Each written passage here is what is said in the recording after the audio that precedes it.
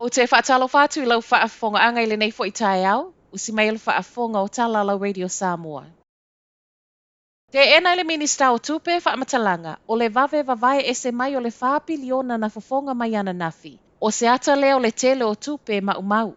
Whaapiliona lea ua whai mai le malo o le ato e sea mai tupe na whaamoe e whaalu I isi polo ketia le malo. I to tonu o le whātau sanga o Iluma, ma o le te leo lea vai ngā tupe ua whai mai ai Grant Robertson e mai polo keti ele o toe whaia. Ato ai ma se vaenga na whaamoe mo polo keti o le lua whelua lima ma le lua whelua ono. A o le ua whai mai e mawhai o na whaamisi. O se vai ngā tupe tele, ma o polo keti te tele e lua o loo sau vave ai le tupe le nei ua whai mai ai. O le se lauli ma se fulu miliona le ana no noanga I le kamupani wa alele le eni usi lai taimi o le COVID. O le se lau se fulu lima tesi lua valu miliona, le ana tu ese mo le Research and Development Grant Schemes.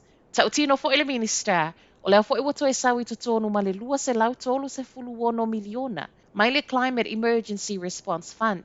O le tele o polo kalame ma polo keti o lo sau mai ele nei vai ngā tupe o fuafuanga nei na fofola mai, e le paketi ale malo o le lua felua tolu. O se whaasitisilanga whaatatope I le vaavaaia le National, a o toe ono ai vai aso o le palota.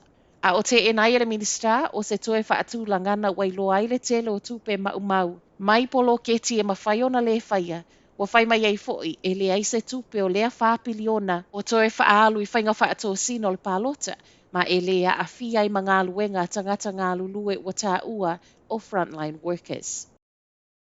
Ua whaamaonia mai ele taita I le National, ua vaelua ina nei le mālienga ma le Act, e ala I le momo e pēa o le sui tau vā le National e whina wina le no foa o le tūmalo Epsom. O Epsom o lo tūmalo si mai ele taita I le Act David Seymour, po o le pāti ua whai mai pālota whaapolokikia o fisa whaasaralau mai uni I māsina tāluai. E mawhai ele Act ma le National o na o sia le isi whainga mālo I le pālota o lo manei.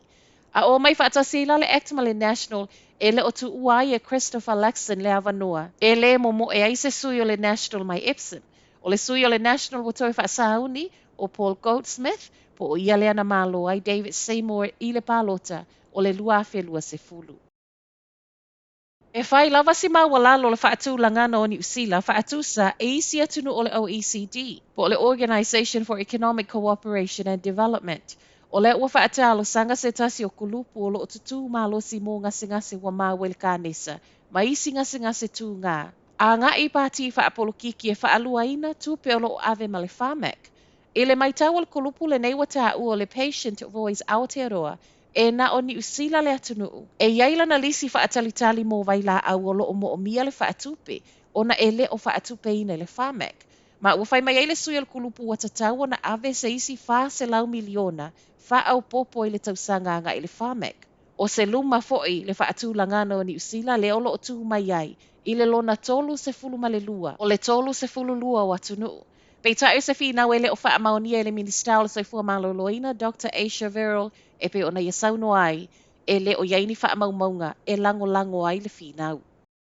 E ono totongi a tangata I eia lātou whale o loa I fielding, le lata I le lua se lau tā lai le tausanga I whaatu pe le ka paka. Tolo I tulale umi e paka I ta avale le ua fua le mana wa tu District Council, mo le taulanga whaatau. Ma o se whainga wa wa ai I ai ina ia mau ai ava noa mō pākanga, a tangata whaatau. A toa ma le tau fia o le wha o ngā o pākanga nei e paka I ta avale a tangata ngā lulue, I le aso a toa.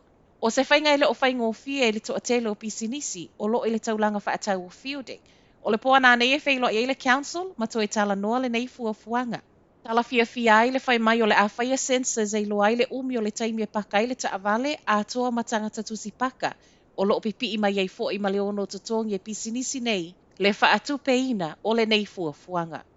Ma tala whaaiu, to alua tangata mali liwa to a wha tangata tau fia I le whale mai ona le whaalawalawe tau ta avale na tūla I mai Dunedin, I le awa ulia na nafi. Pōna wha amaunia mai ai e leo, to alua I la ua wa ma waisoi fua I le whaalawalawe le nei, ma o lea na mali liwa I lava I le nofuanga na tupu ai, po o lunga o le State Highway tasi I saute o Dunedin. Whaalawalawe le nei na wheto a yeita avale e lua, ma o le to a wha o loo I le whale mai e tūsama reporti o loo ti ngā ina tangata to tolu.